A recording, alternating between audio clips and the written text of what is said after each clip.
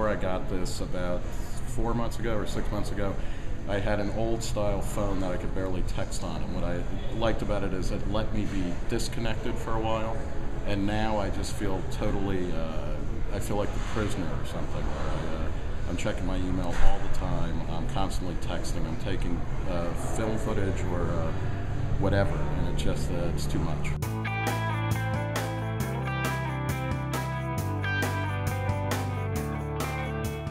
Hi, Nick. Hi.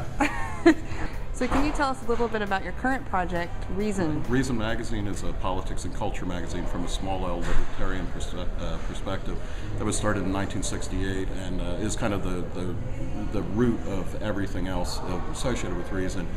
And I was the editor-in-chief of that from 2000 to 2008.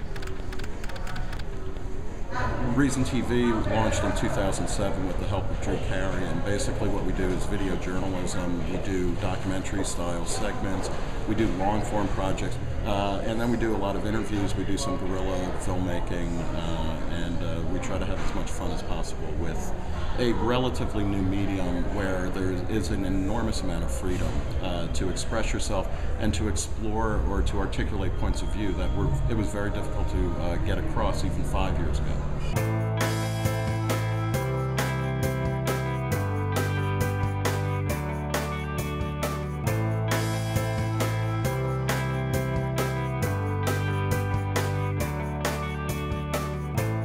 We have more freedom to produce and consume everything, all kinds of shit on our own terms than ever before. We're in this paradoxical situation where on the one hand technology has like opened up stuff in ways that it literally was unimaginable, you know, when I was a kid. We actually got to a point where people understood that technology allows you to escape regulation, and then people choose their own forms of regulation, and there's a type of transparency there that was really pretty much difficult to get to before.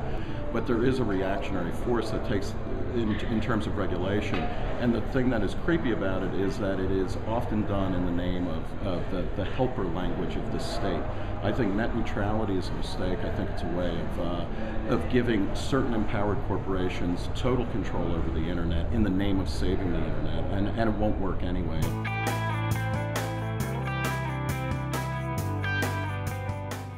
I wrote for my college newspaper, and I was an English major, and then I pumped gas, and I did a bunch of factory jobs, and then I started writing for local newspapers in New Jersey, and I got a job working at teen magazines and music magazines through the New York Times.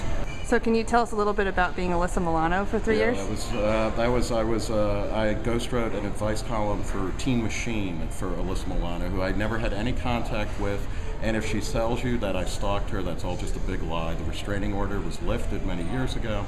Now, I never had any contact with her whatsoever, but I was Alyssa Milano, and I wrote advice as Alyssa Milano, and I take full responsibility for the small but unmistakable uptick of teen pregnancies in 1988, which just happened to coincide with when I was giving advice to young girls as Alyssa Milano.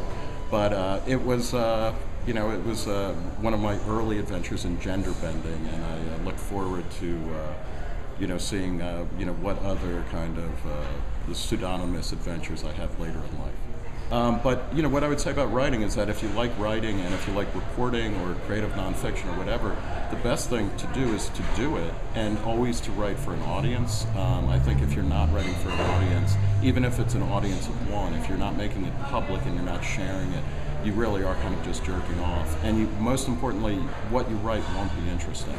And it's easier now, this is part of the connectivity issue, it's easier now to, you know, than ever to actually create an audience, even an unwilling audience, but most of the time, most audiences, you know, have always historically been unwilling. But, you know, you can put stuff out there and really engage in conversations much easier than it was 25 years ago or 30 years ago. But the other thing is, too, is, you know, I work at a political and cultural site. I started out as a print journalist. I now do new media and video in particular.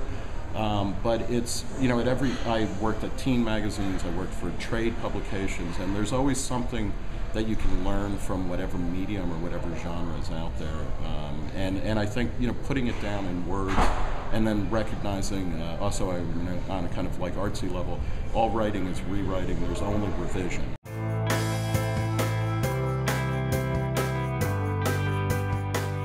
I would say that my ultimate epiphany, which I had about 10 years ago, is that there are no epiphanies.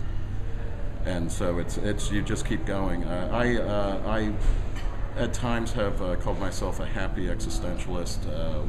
In Camus' The Myth of Sisyphus, he talked about how Sisyphus has to keep pushing the boulder up the hill, and then the next day start over, and he kind of likes it. And this is, I don't believe in an afterlife. I'm not even sure I believe in this life. But the one thing that is fun, and this goes to that question of kind of just constant iteration and reiteration, but we have longer lives now, we have richer lives now, we have more interesting lives now, and it's just kind of, I'm really excited in trying to extend that as far and as wide as possible and for as long as possible.